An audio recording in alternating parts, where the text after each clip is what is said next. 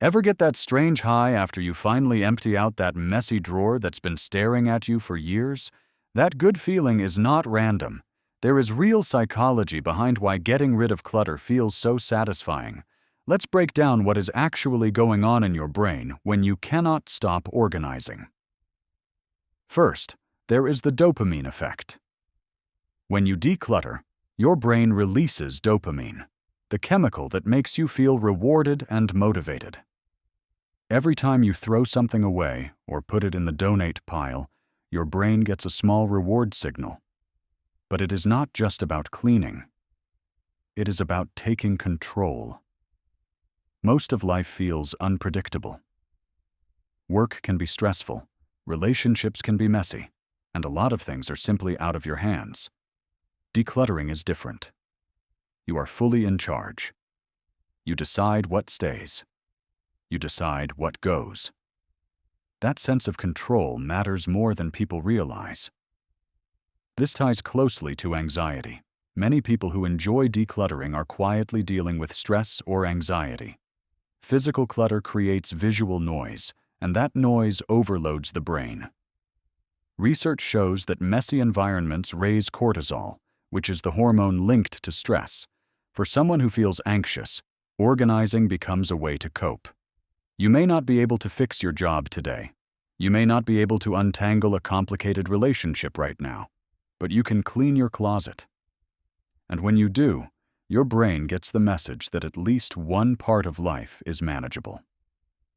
That feeling of control over your space often turns into a feeling of control over your life. Another big factor is decision fatigue. A closet packed with clothes you never wear is not a sign of having plenty. It is dozens of choices you are forced to make every single morning.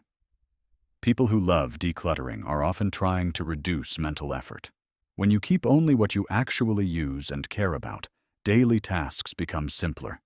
Getting dressed is faster. Finding things is easier. Your mental energy is no longer wasted on small, pointless decisions, so you can focus on what truly matters. Then there is the deeper part, identity. The things we own are tied to past versions of ourselves. That expensive oven from the short phase when you thought you would bake every weekend. The professional clothes from tennis you left behind. Letting go of those objects is not about being wasteful. It is about acknowledging change. When people release items connected to who they used to be, they are saying something important. I am not that person anymore. And that is okay. It is an act of self-acceptance. Finally, decluttering works like a mental reset button.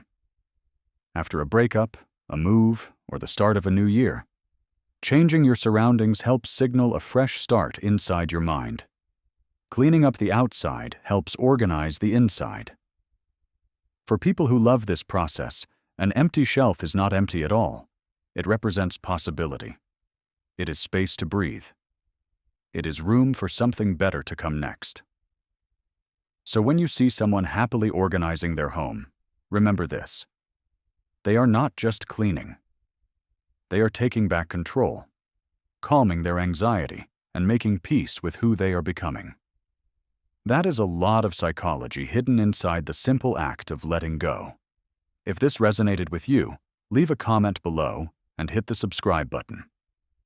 Thanks for watching. See you.